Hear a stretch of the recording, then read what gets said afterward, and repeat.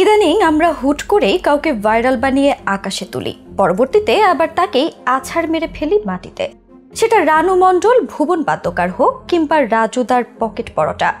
এই তালিকায় এখন যুক্ত হচ্ছে বাংলাদেশের তরমুজ বিক্রেতা মোহাম্মদ রনি। প্রতিদিন তার ওই কিরে মধুর রসমালাই সংলাপ শুনতে ভিড় করছে হাজারো কন্টেন্ট ক্রিয়েটর, যাদের কারণে তরমুজ বিক্রি করতে পারছেন না রনি। একদিনেই লস খেয়েছেন 1.5 লাখ টাকা।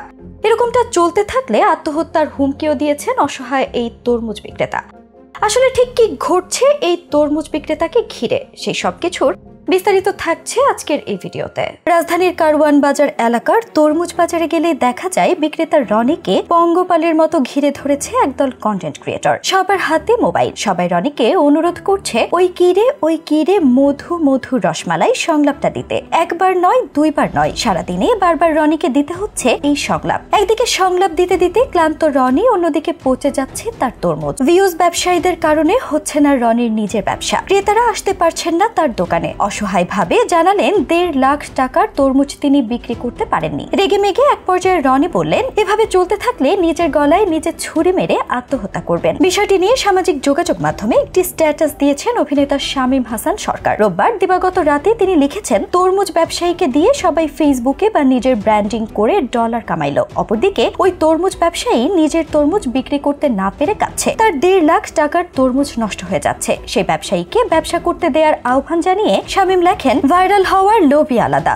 জুস আছে, সবাই তোমার পাশে আছে, জুস খাওয়া শেষ, বিদায় বাংলাদেশ। লোকটার জন্য মায়াই লাগতেছে, ওই কিরে ব্যবসা করতে দেন ওনারে। এ ব্যাপারে কন্টেন্ট ক্রিয়েটর এনায়েত চৌধুরী লেখেন, ভাইরাল তরমুজ বিক্রেতা রনি এখন ভিডিও করতে আসা মানুষের ভিড়ে আসল কাস্টমারদের কাছে তরমুজ বিক্রি করতে পারছে না, মাস্ক পরে ব্যবসায় বসতে হচ্ছে। আমার রাগ হয় এই লোকগুলোর প্রতি। ভাই, আপনি যদি ভিডিওই করেন, লোকটার কাছ থেকে একটা তরমুজ কিনে বাসায় নিয়ে যেতে আপনার সমস্যা কি? আপনি ওনার ভিডিও নিজের পেজে দিয়ে ঠিকই পয়সা কামাবেন, আর ওইদিকে লোকটার ব্যবসার 12টা বাজাবেন। এটা কেমন বিচার হইল? রনি ভাইয়ের এখন উচিত ক্যামেরা হাতে নেওয়া, কেউ দোকানের সামনে দাঁড়াইলে আগে তাকে পয়সা দিয়ে একটা তরমুজ কিনতে হবে, এই শর্ত দেয়া, নাইলে দোকানের সামনে থেকে খেদাই দেওয়া। তবে রনির এমন দুরবস্থা দেখে সালমান মুক্তাদিরের প্রতিষ্ঠান পিৎজা বার্গ এগিয়ে এসেছে। তাদের গাড়ির ছবি শেয়ার করে এক পোস্টে তারা লিখেছেন, গাড়িগুলো কারওয়ান বাজার যাচ্ছে, মধু ভাইয়ের সবগুলো তরমুজ কিনে নেব, কথা হয়েছে। আরেকটি পোস্টে তারা জানায় 11,167 কেজি তরমুজের সাথে 3টি ফ্রি দিয়েছেন। এর আগে অবশ্য পিৎজা বার্গের জন্য একটা প্রমোশনাল ভিডিও করেছেন রনি। এছাড়া আরো কিছু প্রতিষ্ঠান রনিকে দিয়ে তাদের প্রচারণা করিয়ে নিচ্ছে। এ থেকেও হয়তো কিছু